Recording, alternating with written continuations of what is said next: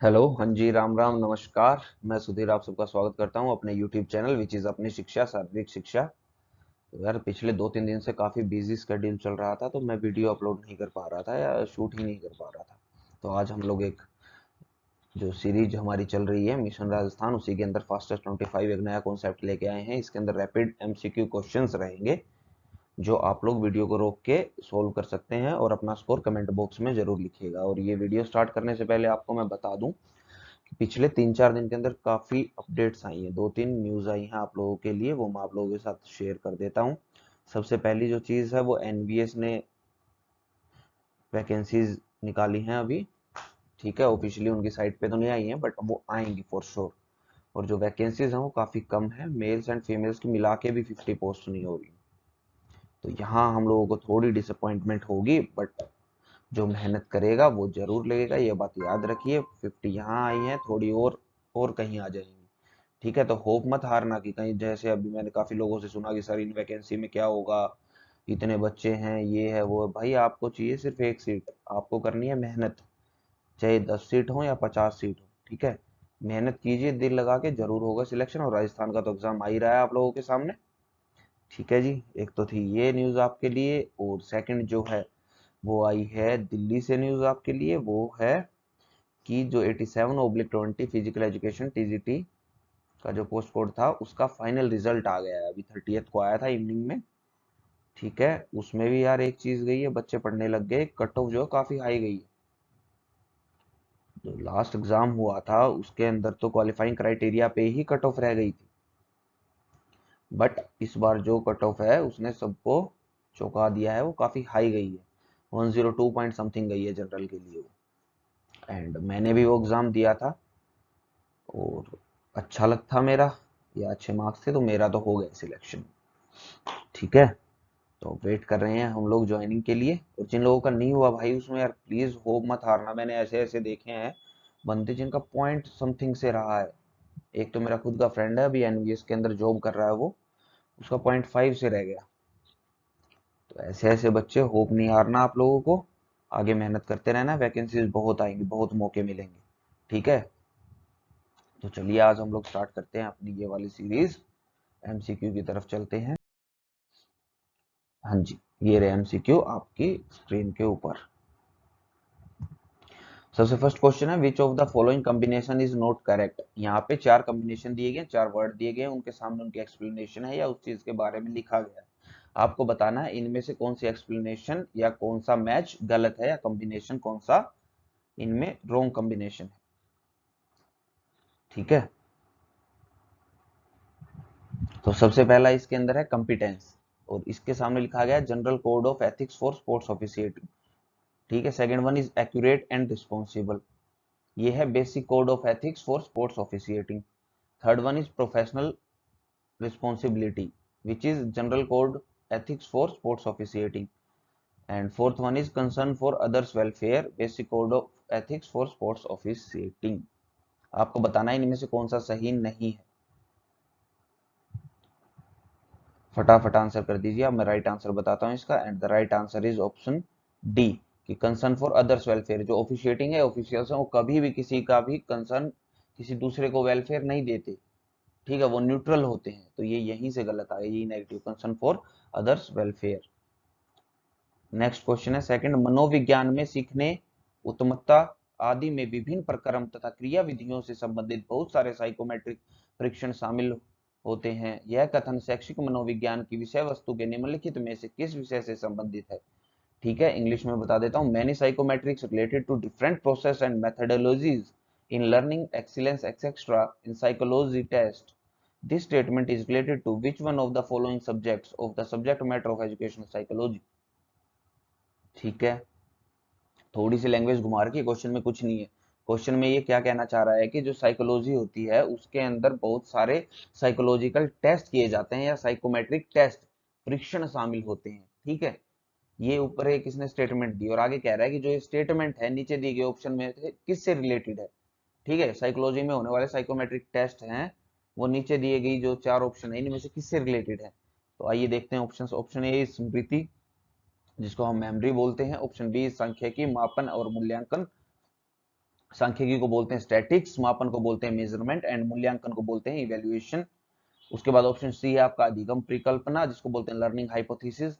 And fourth one D है जो आपका अनुभूति विच इज कॉग्निशन। ठीक है, तो इनमें से आपको राइट आंसर बताना है कौन सा है, और इसका राइट आंसर हो जाएगा ऑप्शन नंबर बी, सांख्यिकी मापन और मूल्यांकन। Statics measurement and evaluations are the tools which are used in psychology for different kind of psychometric test. जो विभिन्न प्रकार के साइकोमेट्रिक टेस्ट किए जाते हैं, उनके अंदर जो टूल यूज किए जाते हैं वो है statics measurement and evaluation. Next slide के ऊपर चलते हैं। या क्वेश्चन नंबर 3, आज का जो क्वेश्चन नंबर 3 है वो ये है, निम्नलिखित में से कौन सी वृद्धि की अवस्थाएं हैं। कि नीचे जो कुछ अवस्थाएं दी गई हैं, कुछ स्टेज दी गई हैं ग्रोथ की, आपको बताना है इनमें से कौन कौन सी वृद्धि ग्रोथ की स्टेजेस हैं। ठीक है, सबसे पहली जो दी गई है वो शैशवावस्था, जिसको हम इन्फेंसी बोलते हैं। ऑप्शन डी इज बाल्यावस्था, चाइल्डहुड। ऑप्शन 3 इज किशोरावस्था, एडोलसेंस। ऑप्शन 4 इज यौनावस्था विच इज अडल्टहुड। तो आप बताइए इनमें से कौन कौन सी हैं। ठीक है, ये आपके चार ऑप्शन है, ए बी सी डी। पहला ऑप्शन कह रहा है कि चारों की चारों स्टेजेस हैं ग्रोथ की। ऑप्शन बी कह रहा है केवल दूसरा तीसरा और चौथा ऑप्शन है वही स्टेज है ग्रोथ की। ऑप्शन तीसरा कह रहा है पहला दूसरा और चौथा स्टेज है ग्रोथ की। और ऑप्शन डी कह रहा है कि सेकंड और थर्ड स्टेजेस हैं किसकी, ग्रोथ की। जल्दी देखिए, और जो इसका राइट आंसर हो जाएगा 1 2 3 एंड 4, कि चारों की चारों स्टेज होती हैं किसकी, ग्रोथ की। ठीक है, और शैशवावस्था जो इन्फेंसी होती है वो 0 से 2 साल तक होती है। बाल्यावस्था जिसको हम चाइल्डहुड बोलते हैं वो 3 से 11 साल तक होती है। किशोरावस्था होती है वो 11 से लेके अडल्टहुड स्टार्ट होने तक आपकी क्या होती है, अडल्ट किशोरावस्था। ठीक है जी, नेक्स्ट क्वेश्चन पे चलते हैं। Question number 4। क्वेश्चन नंबर 4, प्रबलता खालिस्तान का एक अहम हिस्सा है। प्रबलता होता है आपका स्ट्रेंथ। स्ट्रेंथ इनमें से किसका हिस्सा है। ठीक है, सबसे पहला ऑप्शन है मोटर क्षमता, दूसरा है तकनीकी कौशल, ठीक है टेक्निकल स्किल, तीसरा है सामरिक क्रिया। जल्दी आंसर कीजिए इनमें से कौन सा होगा। और इसका राइट आंसर है वो हो जाएगा ऑप्शन सी, कि तीनों की तीनों जो चीजें हैं वो आपकी स्ट्रेंथ से रिलेटेड हैं। Next question, question number 5, which of the following are the roles of a coach on end of the field. कि जो आपका कोच होता है उसका क्या रोल होता है, क्या किरदार होता है ग्राउंड में और ग्राउंड से बाहर किसी खिलाड़ी के लिए। ठीक है, यहाँ चार चीजें दी गई हैं और आपको बताना है इनमें से कौन कौन से रोल हैं या कौन कौन से सही हैं कोच के बारे में। सबसे पहला है एडवाइजर, कि कोच जो होता है वो एडवाइस करता है। दूसरा फैसिलिटेटर, कोच फैसिलिटीज प्रोवाइड करवाता है। क्वेश्चन नंबर 3 है डेमोन्स्ट्रेटर, कोच क्या बोलते हैं, डेमो दे के दिखाता है, डेमोन्स्ट्रेशन दे के दिखाता है। और क्वेश्चन नंबर 4 है मोटिवेटर, जो कोच होता है वो एक मोटिवेटर होता है किसी भी एथलीट या स्पोर्ट्स पर्सन के लिए। जल्दी बताइए ऑप्शंस में से कौन सा राइट हो जाएगा। तो यहाँ पे आपके चारों के चारों ही सही हैं, तो ऑप्शन सी यहाँ सही हो जाएगा। 1 2 3 and 4 all are correct about the roles of coach. ठीक है, नेक्स्ट क्वेश्चन पे आते हैं। Question number 6, which of the following are the factors of interval method of endurance training. कि जो इंटरवल मेथड आता है ट्रेनिंग, स्पोर्ट्स ट्रेनिंग के अंदर जब हम एंडोरेंस बिल्ड करने के लिए एक मेथड का यूज करते हैं which is interval training method, तो उसके अंदर ये कुछ कंपोनेंट दिए गए हैं, इनके पार्ट कौन कौन से हैं। जो इंटरवल ट्रेनिंग मेथड है उसके पार्ट कौन कौन से होते हैं, या कौन कौन से फैक्टर होते हैं उसके। नीचे 3 फैक्टर दिए गए हैं, आपको बताना है इनमें से कौन कौन से फैक्टर हैं। सबसे पहला इंटेंसिटी ऑफ स्टिमुलस, जिसको हम बोलते हैं कि भाई किस स्पीड से वर्क हो रहा है, डेंसिटी ऑफ स्टिमुलस। और थर्ड वन है ड्यूरेशन ऑफ स्टिमुलस। जल्दी आंसर कीजिए,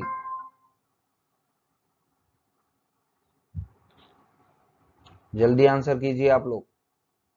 and the right answer is option A 1 2 3। ये तीनों ही फैक्टर हैं किसके, इंटरवल ट्रेनिंग मेथड के, जो हम लोग पढ़ेंगे किसमें, स्पोर्ट्स ट्रेनिंग के अंदर। और डिफरेंट मेथड्स को स्टडी करेंगे हम लोग, जैसे फाटलक मेथड हो गया, इंटरवल मेथड हो गया, कंटिन्यूअस मेथड हो गया, सर्किट ट्रेनिंग हो गया, ये सब पढ़ते हैं हम वहां पे। चलिए next question, which of the following are not the type of training load. नीचे दो लोड के इनमें दो टर्म दी गई हैं, आपको बताना है कि इनमें से कौन सा लोड का पार्ट नहीं है। दो तरीके का लोड इन्होंने बोला है, एक तो बोला इनर लोड, दूसरा है आउटर लोड। आंसर कीजिए, and the right answer is, क्या पूछा इसने, नहीं है पूछा है। ध्यान से आंसर करना कि इनमें से कौन सा नहीं है। तो इसका राइट आंसर हो जाएगा option B, sorry, neither one nor two, option B. क्योंकि ये दोनों ही लोड का पार्ट होते हैं, इनर भी लोड होता है और आउटर भी। इनर को इंटरनल लोड बोल देते हैं, आउटर को एक्सटर्नल लोड भी बोल देते हैं, कंफ्यूज नहीं होना इसमें, ठीक है। आउटर लोड होता है हम जो भारी लोड आता है ट्रेनिंग के दौरान, और इनर लोड वो होता है उस भारी लोड की वजह से जो हमारे इंटरनल ऑर्गन्स हैं उनके ऊपर जो लोड पड़ता है। इसको कई चीजों से मेजर किया जाता है, जैसे आपकी वाइटल कैपेसिटी होगी, स्ट्रोक वॉल्यूम, कार्डियक आउटपुट, और भी बहुत सारी चीजें। आगे चलते हैं, आपकी पल्स रेट। क्वेश्चन नंबर 8 ये बता रहा है कि during physical activity the circulatory system serves some important functions, कि जब आप कोई भी फिजिकल एक्टिविटी करते हैं तो जो आपका सर्कुलेटरी सिस्टम है वो काफी फंक्शंस करता है, कुछ फंक्शंस करता है, ठीक है। Which of the following are those function, नीचे कुछ फंक्शन दिए हैं, क्या वो सब सर्कुलेटरी सिस्टम के फंक्शंस का पार्ट हैं, आपको ये बताना है। पहला जो कह रहा है, ये कह रहा है delivers oxygen to active tissues, कि डिलीवर करता है ऑक्सीजन को किनको, टिश्यूज तक। सेकंड वन बोल रहा है transports heat, a by product of cellular metabolism from the body's core to the skin, कि ट्रांसपोर्ट करता है ये हीट को, जो कि बाय प्रोडक्ट होती है किसका, सेलुलर मेटाबॉलिज्म का, ठीक है, बॉडी से स्किन की तरफ, क्या ये करता है। और जो थर्ड है इसका, rates blood return to the lungs, ठीक है, आर्टरीज आएगा यहाँ, आर्टरीज ब्लड टू द, जो आर्टरीज हैं वो लंग्स की तरफ ब्लड को लेके आती हैं, ठीक है जी। आपको नहीं नहीं, रेट्स ब्लड, एक सेकंड मेरे को, एक बार चेक कर लेता हूँ मैं, एक सेकंड दीजिए मेरे को, ये क्या है, कहीं पीडीएफ में तो गलती नहीं होगी।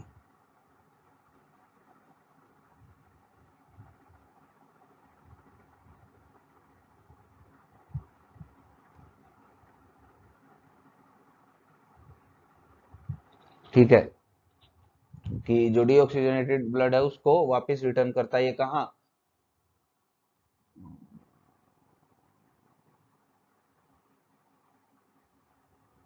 हाँ ठीक है, लंग्स को, ओके ओके, लंग्स के पास ये ब्लड भेजता है प्योरीफाई करने के लिए, ठीक है। ये तीन चीजें दी गई हैं, आप लोग बताइए।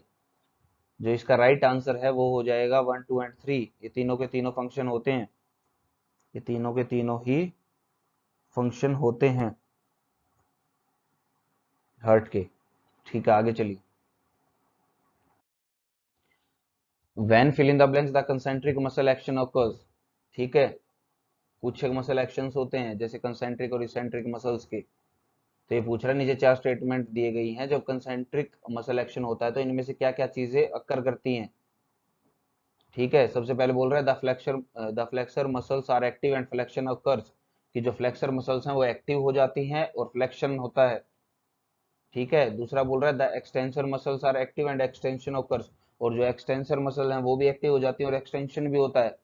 थर्ड बोल रहा है the adductor muscles are active and abduction occurs. Fourth बोल रहा है the internal rotator muscles are active and internal rotation occurs. कुछ नहीं है, स्टेटमेंट में फंसा रहा है। सबसे पहले क्या बोला, फ्लेक्सर मसल जो एक्टिव होंगी तो क्या होगा, फ्लेक्शन होगा, बिल्कुल सही। दूसरा बोल रहा है the extensor muscle are active, जो एक्सटेंशन मसल एक्टिव होंगी तो एक्सटेंशन होगी आपकी मूवमेंट। और थर्ड वन में ये यहाँ खेल गया आपसे कि मसल एक्टिव कौन सी बता रही है, अडक्टर मसल्स, और मूवमेंट कौन सी कह रहा है, एबडक्शन। नहीं, एडक्टर मसल एक्टिव होंगी तो एडक्शन मूवमेंट होगा, एबडक्शन थोड़ी होगा। तो इसका जो राइट आंसर हो जाएगा 1, 2 एंड 4 था राइट। जो थर्ड है आपका इसमें वो रोंग हो जाएगा, जो थर्ड वन है वो रोंग हो जाएगा, 1, 2 एंड 4। ऑप्शन डी करेक्ट हो जाएगा इसमें, ऑप्शन जो डी है ये, ऑप्शन डी करेक्ट हो जाएगा यहाँ पे, ठीक है। नेक्स्ट क्वेश्चन पे चलते हैं।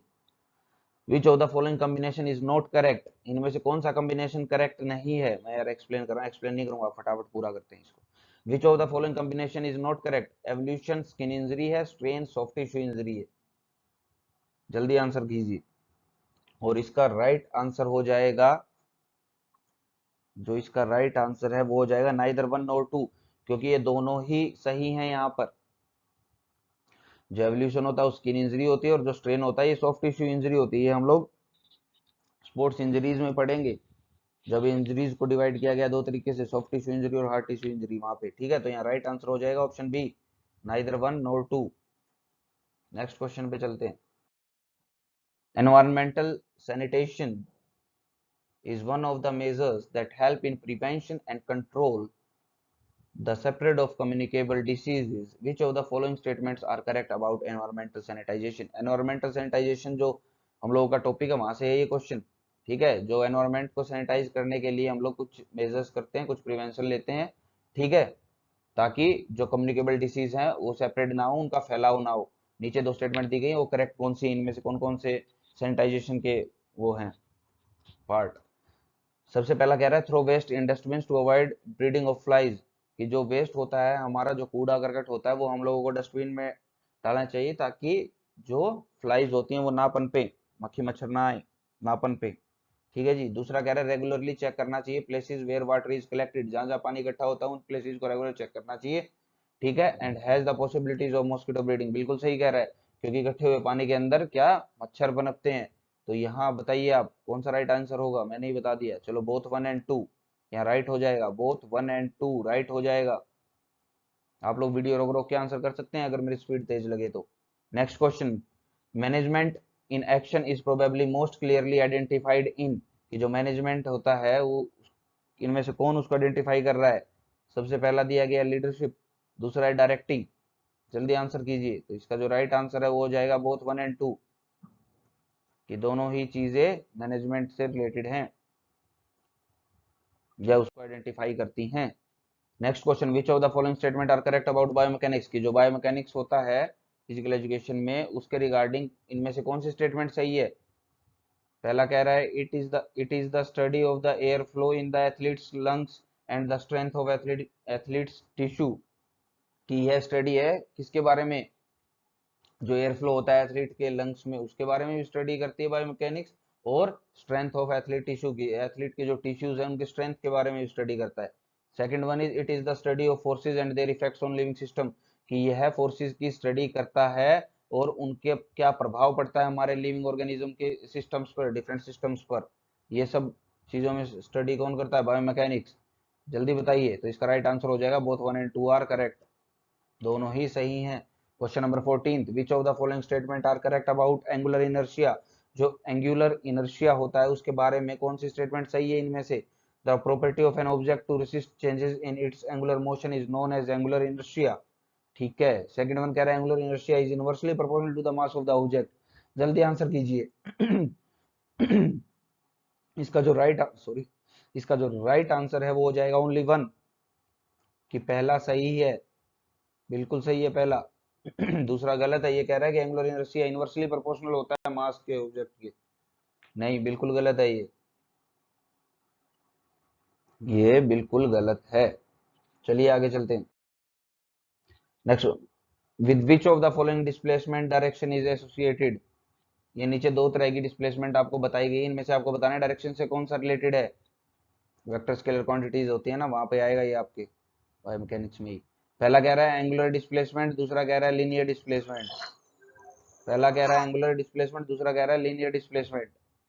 डायरेक्शन से कौन सा एसोसिएटेड है इनमें? And the right answer is both 1 and 2, दोनों के दोनों ही डायरेक्शन से एसोसिएटेड हैं यहाँ। ठीक है, आगे चलते हैं। Question number 16, most of the joints of appendicular skeleton are, कि ज्यादातर जो जॉइंट होते हैं आपके एपिपेंडुलर स्केलेटन के अंदर वो कौन से होते हैं? पहला कह रहा है साइनोवियल जॉइंट, दूसरा फाइब्रस जॉइंट, तीसरा कार्टिलेजियस जॉइंट्स। तीन तरीके के जॉइंट बताए यहाँ पे, इनमें से कौन से होते हैं एपेंडिकुलर स्केलेटन में? And the right answer is only one, कि जो हमारा एपेंडिकुलर स्केलेटन सिस्टम है उसके अंदर कौन से जॉइंट पाए जाते हैं? साइनोवियल जॉइंट पाए जाते हैं। ठीक है, साइनोवियल जॉइंट कौन कौन से होते हैं कमेंट बॉक्स में बताना। चलो मैं बता देता हूँ, जैसे पीवट जॉइंट हो गया, ठीक है, सैडल जॉइंट हो गया, हिंज जॉइंट हो गया, बॉल एंड सॉकेट जॉइंट हो गया, ये सब किसके एग्जांपल है? साइनोवियल जॉइंट के। साइनोवियल वर्ड किससे रिलेटेड है? मोशन से, कि जो जॉइंट के अंदर मोशन होती है वो होते हैं synovial joint. Question number 17, which of the following involves agility of highest order, कि जो एजिलिटी है वो नीचे दिए गए स्पोर्ट्स में से किस में जरूरी होती है? हाईएस्ट ऑर्डर की, काफी ज्यादा एजिलिटी की जरूरत होती है कौन से स्पोर्ट्स में? पहला कह रहा है जिम्नास्टिक, दूसरा डाइविंग, तीसरा खो खो। और यहाँ राइट आंसर हो जाएगा तीनों, तीनों स्पोर्ट्स के अंदर एजिलिटी की बहुत जरूरत होती है हम लोगों को। Question number 18, which of the following statements are correct about testing procedure for chin ups, जो स्पोर्ट्स टेस्ट होते हैं उनके अंदर एक एलिमेंट यूज होता है विच आर चीनअप्स। तो चीनअप्स को जज करने के लिए इनमें से कौन कौन से प्रोसीजर को फॉलो किया जाता है नीचे दिया गया है। The contestant must start from the straight arm position, की जो कंटेस्टेंट है वो स्ट्रेट आर्म पोजीशन सीधे हाथों से स्टार्ट करेगा पैर ओरिजेंटल बार को पकड़ के। ठीक है, दूसरा the chaining over the bar must be observed, कि जो ओरिजेंटल बार जो ऊपर स्टिक होती है इसको पकड़ता है, जो इसको परफॉर्म करता है, तो जो उस हॉरिजॉन्टल बार के ऊपर उसकी चिन्ह आनी चाहिए कैंडिडेट की या परफॉर्मर की, जो चिन्ह है वो बार को क्रॉस करनी चाहिए, इसको अच्छे से ऑब्जर्व करना चाहिए। तीसरा कह रहा है feet must not be allowed to touch the ground in any case, कि जो परफॉर्मर है उसके पांव जमीन पर किसी भी केस के अंदर नहीं लगने चाहिए। जल्दी बताइए इनमें से कौन कौन सा करेक्ट है, फटाफट आंसर कीजिए। और राइट आंसर हो जाएगा ऑप्शन बी, 1, 2 एंड 3 तीनों ही करेक्ट है। इन तीनों चीजों का हम लोगों को ध्यान रखना पड़ता है चिन अप्स के अंदर। आ गया ये, during a leap the jumper's head stage at the same level but the centre of gravity follows a. ठीक है, हिंदी में देख लीजिए, एक छलांग के दौरान जंपर का सिर एक ही सतह पर रहता है लेकिन गुरुत्वाकर्षण का केंद्र एक का अनुसरण करता है। कि जो लीप होता है उस टाइम पे जंपर का हेड तो एक जगह रहता है छलांग के टाइम पे, बट जो उसका सेंटर ऑफ ग्रेविटी है वो ट्रांसफर करता रहता है। जो वो ट्रांसफर करता है तो किस पाथ में ट्रांसफर करता है, नीचे कुछ पाथ दिए गए हैं। पहला है हाइपरबोलिक पाथ, दूसरा है इलिप्टिकल पाथ, सी है पैराबोलिक पाथ और डी है सर्कुलर पाथ। जल्दी आंसर कीजिए, and the right answer is option C, parabolic path. ये देखिए, यहाँ आप देख सकते हैं ये जंप की एक्टिविटी परफॉर्म कर रहा है परफॉर्मर। सबसे पहले ये देखिए सर्कल यहाँ पे, जस्ट ए सेक मैं एक बार लेजर ले लेता हूँ। यहाँ पे सबसे पहले कहाँ था, यहाँ क्या आपका सेंटर ऑफ ग्रेविटी, उसके बाद इधर ट्रांसफर हो गया और वापस नीचे आते हुए यहाँ हो गया। तो ये जो पाथ इसने फॉलो किया है इसको हम बोलते हैं पैराबोलिक पाथ, इसको हम बोलते हैं पैराबोलिक पाथ। आगे पढ़ेंगे इसको फिजियोलॉजी बायोमैकेनिक्स में कि क्या होते हैं ये अलग अलग पाथ्स। ठीक है, आज का लास्ट क्वेश्चन, वीडियो काफी लंबी हो रही है आज, लास्ट ही रखते हैं इसको। ठीक है, जल्दी देखिए, which of the following are the common basis of control, की जो कंट्रोल होता है उसके कौन कौन से कॉमन बेसिस होते हैं।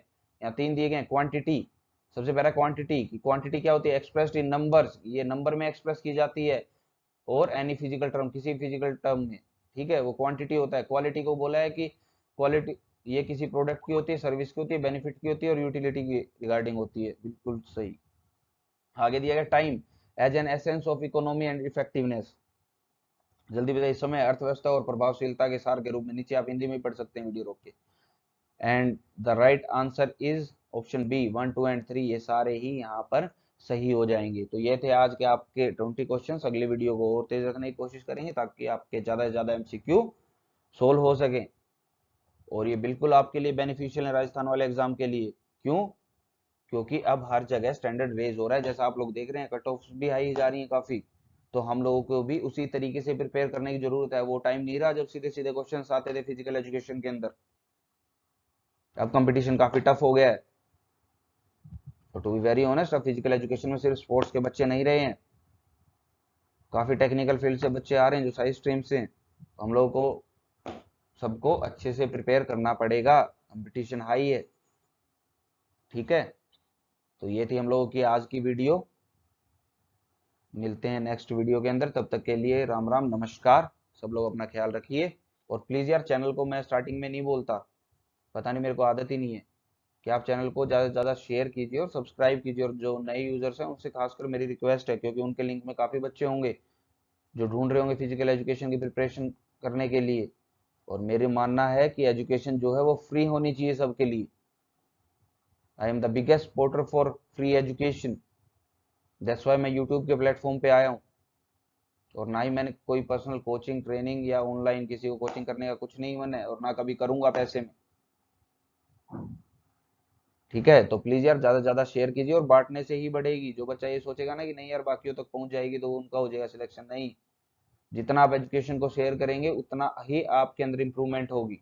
तो प्लीज यार इसको आगे से आगे शेयर करना, सब्सक्राइब करना, ओके, बेल आइकन को भी प्रेस कर देना। तब तक के लिए टाटा बाय बाय, राम राम।